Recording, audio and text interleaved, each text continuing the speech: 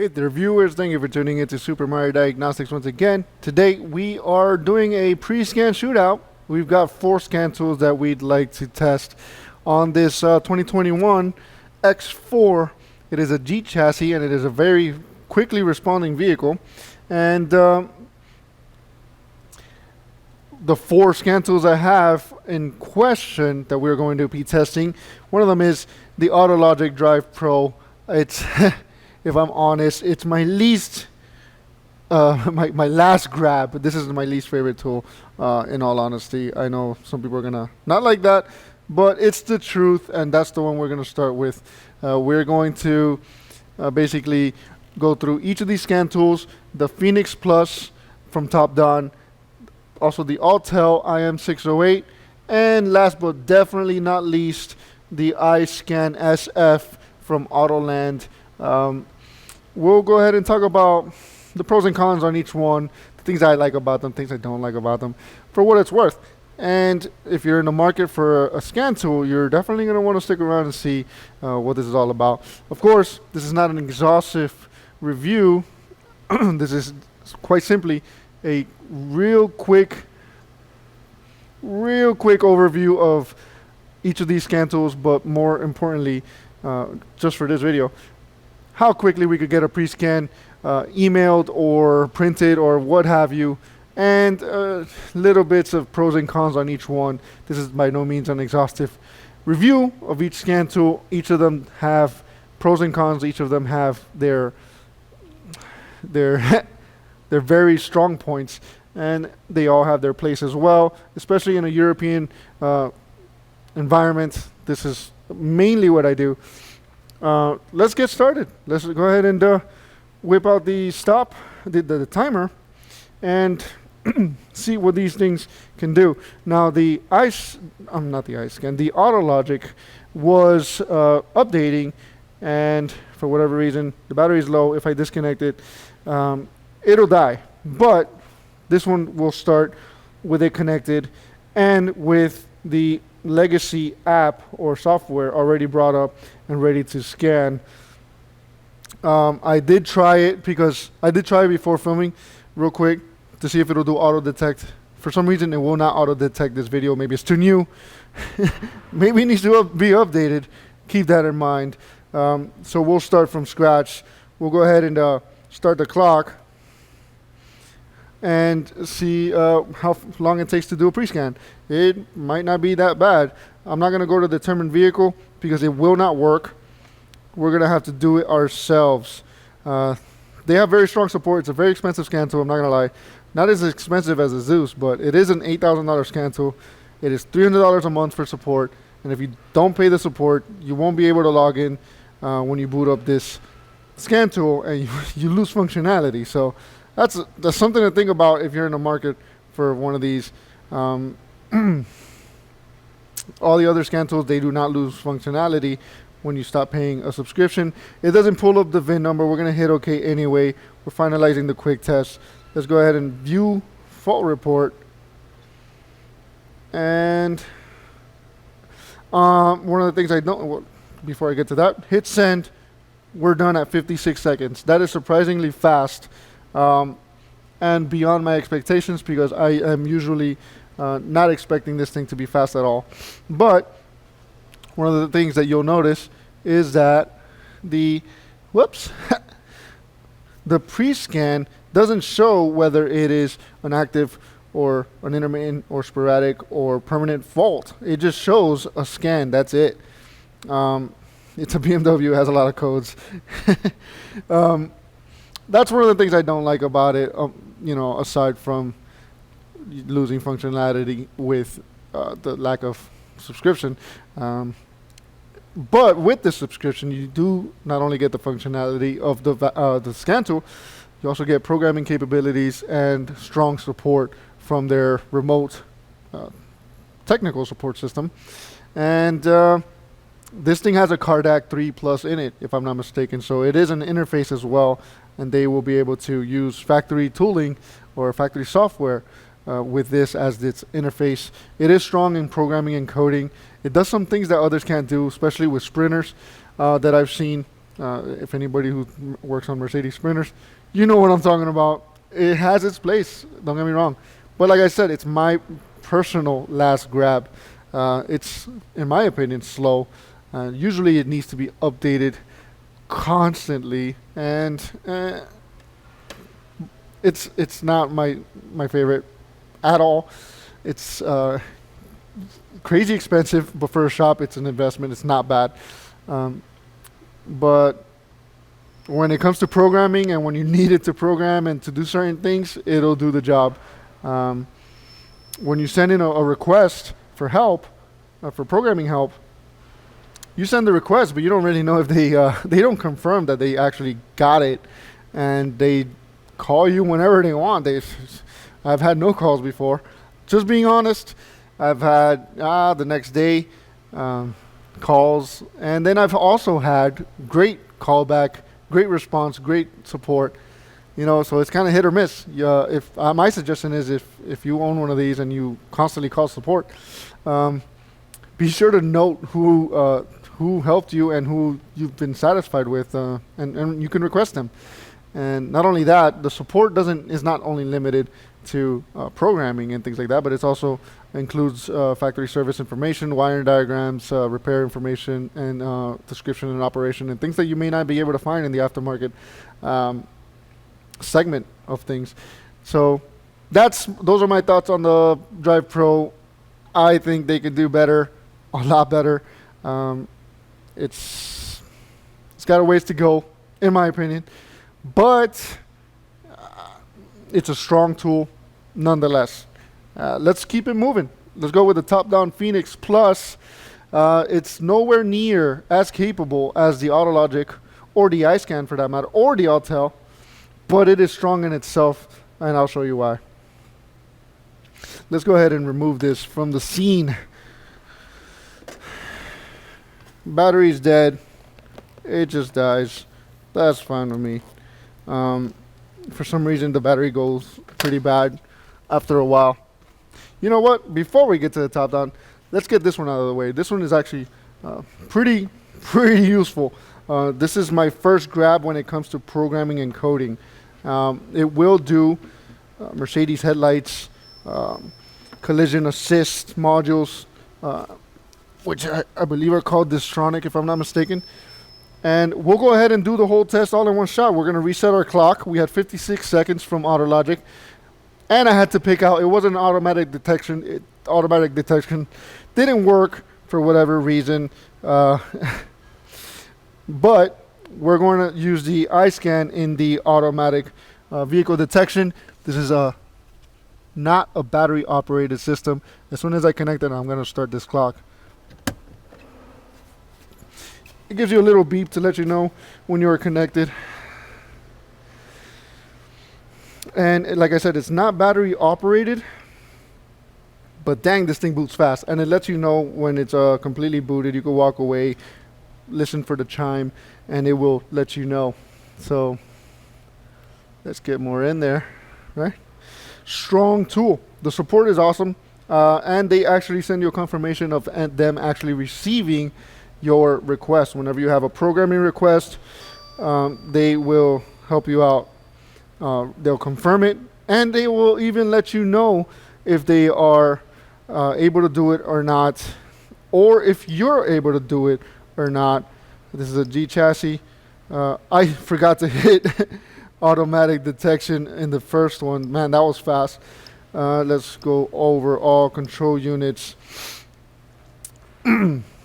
I had a Mercedes that I needed to code a headlight on, which every other tool usually will use SCN, online SCN coding. It already picked my report. Let's put a report output, hit a button, and we're done at 1 minute and 13 seconds. We have different options for our report output. We can print it, email it, or save it in a USB.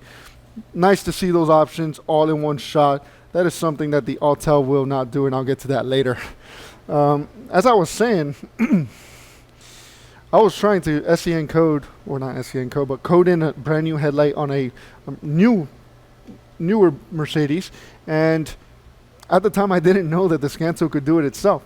And they told me, hey, listen, why you don't have to pay for this session. You could just try to do it yourself and see if it works. If it doesn't work, then we'll make it happen. And that I like that a lot. There are some drawbacks. It can't do it all, but when it comes to programming and coding, it is very strong. And another thing about the reports, let's take a look at the report actually. I don't want to forget this. I've noticed that the scans sometimes don't show if it's active or sporadic, so let's go to read fault code and see if it is or not. This does not show us the description for some reason. It does tell us what code it is. Let's go into another module and see if we can find any information. Let's go into the dynamic stability control. Just for the heck of it, I want to see, because I tend to forget. All right, so we do not see if it's an active or permanent or sporadic code.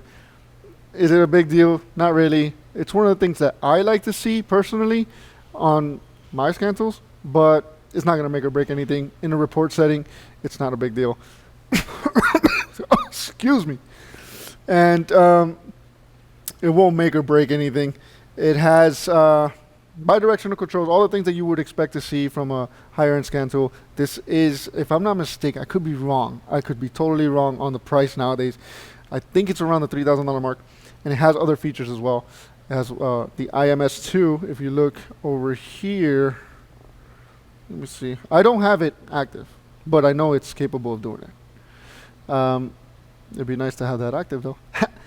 The IMS2 basically will allow you to turn this into a factory level interface. What I'm trying to say is it's not acting like a Cardac 3 Plus, those of you who are familiar. That's an aftermarket interface. This, in contrast, it basically reproduces the protocol in which the factory scan tools are able to communicate with the software. So it will turn itself into an ICOM. It will turn itself into the interface for SDD, like the Pathfinder. It will turn itself into, I forgot what the TechStream one is, but it will turn itself into DICE, the interface for these factory scan tools. And that's a strong point. I haven't been able to use it myself, but I know I'm fairly certain that is exactly what it's doing. When they are remoting in, they are remoting in as if it was the C4 or the C6 for Mercedes and whatnot, among other capabilities. Like I said, this is not an exhaustive review. I couldn't possibly remember every single detail about every single scanner, but those are that's the gist of the things that I like about this, and the things that I don't like about it. It doesn't do it all, but they tell you, at least if you put in, if you ask them, they will let you know if it cannot do it. Instead of, like I've had in the past happen to me, you make a request with Autologic, they'll call you up and you're spending some time there, or they're spending some time there just to find out that it can't do it. And these guys, they say, hey, listen, I don't think we could do that, but if you give us the time, we could try to work it out. And they'll give it their best shot. It's constantly updating, and it's an extremely strong tool. It does BMW programming and coding as well, amongst others. I usually use it for the BMW stuff though. Anywho, let's keep moving. Now we can go to the Topdon Phoenix Plus. We got 1 minute and 13 seconds from booting to pre-scan report sending. So, if that makes any sense. This thing booted from 0 all the way to the pre-scan sent in 1 minute and 15 seconds. That's pretty strong. If you try to do that with the Autologic, that's not going to happen. You have to sign in. Hopefully your subscription is is active. You can use the scan to load up the legacy software. I don't even try to use their new software, their Autologic, I think it is. I don't bother using that thing. That is not bad for booting from 0. I kind of like the no battery thing. Would I like a battery in it? Sure. But it is strong for a no battery scanner. So let's go ahead and keep moving. Next up, we got the Topdon Phoenix, and I'm going to leave it at the screen where I would normally be, right? To do it justice, just like all the other scan tools, except the iSCAN, because obviously we had to boot that from 0. Let's go ahead and reset our clock. I'm going to start up our timer as soon as I connect this thing. And it gives you a little chirp to let you know that you have power. So far, all of them do that except the Autologic. The Autologic does not let you know anything. You just have to click and see. And I screwed up. I got carried away there. Let me start this over. And as soon as I connect this thing, I'm going to start the clock and hit that button as fast as I can, because I want to do it justice, you know. Intelligent Diagnostics. We're doing an automatic VIN pull. It'll let you know when it's pulled up. And I'm going to put this down here. It's waiting for the connection, right?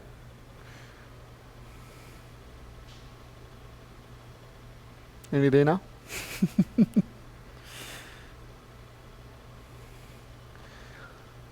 Wow. I was not expecting this.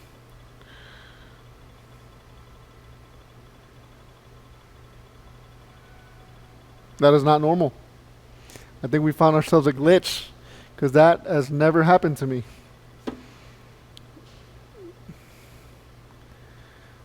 Up until this point. Oof. 50 seconds in, and we're connected. That is not looking good. I don't think that's normal. I'm gonna do it one more time, guys. We're trying to find the norm, not the exception here. So let's be realistic about this. I know for a fact that that's not normal, so I'm going to start over and do it justice.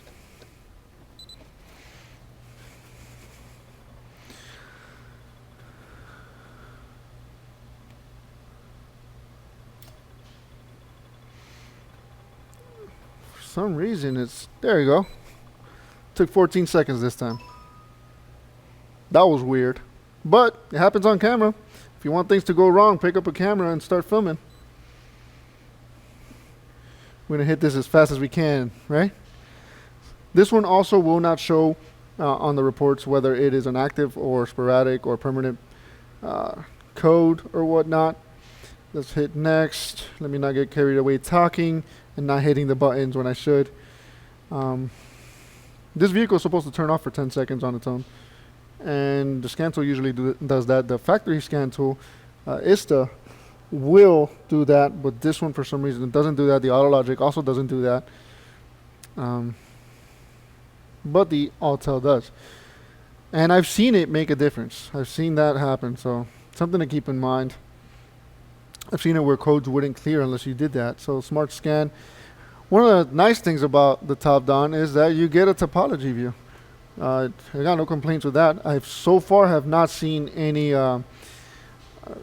incorrect data there. But of course, it's bound to have a mistake once in a while. I still haven't seen it. And it's pretty strong with coding. I was able to, on that Rolls Royce, when I was talking about that airbag module, reports, skip, it does make you do all this, hit skip again. I don't have all that stuff filled in. It's generating the report. We have to save it before we could send it. Come on, save, pre-repair, and then the share icon comes up, email, send, stop. Oof. Just under 2 minutes for a full scan shared. Like I was saying, you will not be able to see if it's a permanent fault or not, or sporadic, intermittent, or what have you. It just doesn't show it in the scan, which is fine. Not a huge deal, but it would be nice. It does have different options here. I'm not going to go through the whole thing. This is not an exhaustive review. I'm just giving a quick gist of each one. It was able to code that Rolls-Royce airbag module, which I was surprised because I tried with the Autel and I couldn't do it. And I know that Most people are like, oh, the Autel's a locksmith tool, it's not a coding program. There's the Elite for that, or the Ultra. But I've been able to code and program lots of BMW modules with it. Hopefully Seth Dorse is not watching. With no problems. And yeah, for some reason it didn't do that one, but this one did. Amongst other things, there's live data on Jaguars, which I can't get on Autel for some reason. Little things like that. Every tool will complement each other. All of them have gaps. It's just the nature of the business. That's just the way it is. You cannot rely on one scan tool. But if you were on the market for one scan tool, it's a tough one. It's extremely. I wish I could tell you buy this one or buy that one. All you can do is see for yourself. We're only looking at the pre-scans here and some minor features that I'm mentioning and this and that, minor details, but not much more than that. I don't want you to make a buying decision solely on this video, but if you guys want more information on any of these scan tools, do let me know and I will provide it. But for now, we're just gonna finish up with the last one, which is my personal scanner, the Autel IM608. It has capabilities that none of the other ones do. It has the ability to do locksmith stuff, EEPROM stuff, programming stuff. It's a strong tool, but does it do it all? Absolutely not, but it is strong nonetheless. Let's go ahead and disconnect our Topdon VCI. And one of the things I like about this VCI, it's not a J-Box. It's not a J-Box. But man, look at the form factor on this thing. It is, I leave this on so that I don't forget it, but you could just have this by itself. I wouldn't suggest it because our customer will take it. And they may not bring it back. You don't know that. So, it is not a J-Box. It doesn't have the ability to interface with factory tooling like the Autel IM608 does. We've got one of these suckers in there. And would I trust it with everything? No, I wouldn't. Would I trust it with some things? Of course. Would I trust the iSCAN IMS2 to do what it says that it does? Absolutely. But for now, let's go ahead and connect this thing. And we're going to start our clock and hopefully hit this button as soon as possible. Let me see. We got the beep, and we're going to hit auto VIN because that is what we're doing with all of them except for the Autologic, which decided, of course, it's not connected and it's not waiting for the BCM connection. Let's try that again. I don't use auto VIN anymore, to be honest with you, but to do it justice with the rest of the scan tools, I'm using the auto detect, which I have grown to dislike. I prefer to just hit BMW and read it from there. And if you guys want, we could do one of those after as well. One of those scans, but yes, turn ignition off. It does the full cycle. That's what it's supposed to do, just like the factory scan tool does. I'm not comparing it to the factory scan tool, let's face it, but it's a nice peace of mind, to have. It will do keys on this thing. It will do CAS modules on this thing. You could repair certain modules with it. The FRMs, when they get corrupted EEPROMs, you could fix it with this. And it is my personal scan tool, so it is my first grab. I like the way it does reports when it works, and I'll get to that soon. We'll do the auto scan.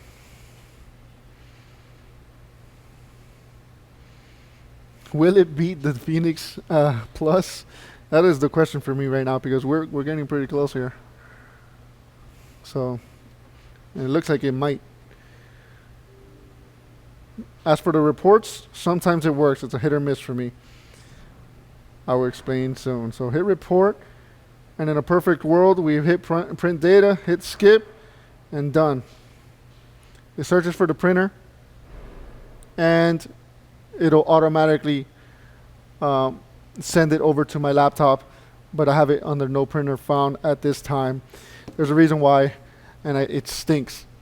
The reason why that happens, I don't know the reason why it happens, because it uses a software in the laptop that's called PC Link, and they link up to each other using through the Wi-Fi. And when everything is great, when it works, I hit that button and it sends it, and you can send as many as you want. They'll stack on top of each other. They won't get lost.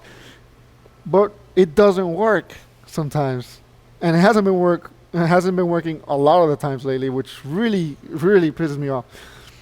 And on top of that, to make things even worse, it won't allow me to add my email to this thing. For some reason, I can't set up my email account, and I can't send it to my personal email like I would with the Topdon. Topdon, you just hit the button, you put the email one time, and the next time it'll auto-populate for you, and good to go. But this one, I can't even do that. I'm only left with either leaving it in the scan tool or Bluetoothing it to my laptop, which I would have to get out of this, right? We got to get out of this, go to home, shop manager, and the more stuff you have in here, the slower it becomes. You could hit view or print, whichever, but I'm sorry, you have to hit PDF, and then it'll show the ability to send it through Bluetooth. But the caveat is you have to set up your laptop at that moment to receive a Bluetooth file. So, man, what a headache. If Autel is watching, guys, come on. It's 2022. Every other scan tool does not have this problem. We can all email our scans over. And this is my personal one. This is the first one I ever bought. Like this was a monumental thing for me. It's the first scan tool that I personally bought myself, full price, you know, and with like 2-3 updates so far, you can imagine how much I've already put into this. It's a huge letdown. You guys probably weren't expecting to hear that, but it's true. It's a huge letdown. Anywho, if they get it fixed, I hope you guys will consider any of these scan tools. They're all strong. They all complement each other. None of them will do everything, and they all will get some jobs done. It's just the way it is. Everyone who works in this industry knows how it is. I wanted to show this in order for you guys to see what different options there are. I don't have every scan tool there is out there, but there are some strong options. You got the Autels, the iSCANs, the Autologics, the Topdons. Now Topdons have different models too. I don't know if Autologic and iSCAN or Autoland will come out with newer models, but if they do, I'm excited to hear about it. If you guys hear anything, let me know. So be sure to subscribe if you guys want to see any more videos relating to any of these particular scan tools. I've been meaning to put stuff like this up for a while now, but I haven't gotten around to it. We've been slammed, and if you haven't noticed, I've been pretty busy, but we're trying. And be sure to let me know in the comment section what your thoughts are, what your experiences are with these scan tools or with other scan tools. What would you suggest? I didn't bother with the Zeus. We have a Zeus in the shop. I didn't bother with that with this BMW, but it's fast for what it is good at. So the price tag though is no joke. Be sure to leave your thoughts in the comment section. Subscribe, hit like if you liked the video. If you didn't like it, that's fine. Hit whatever you want. And thanks for watching. Until next time.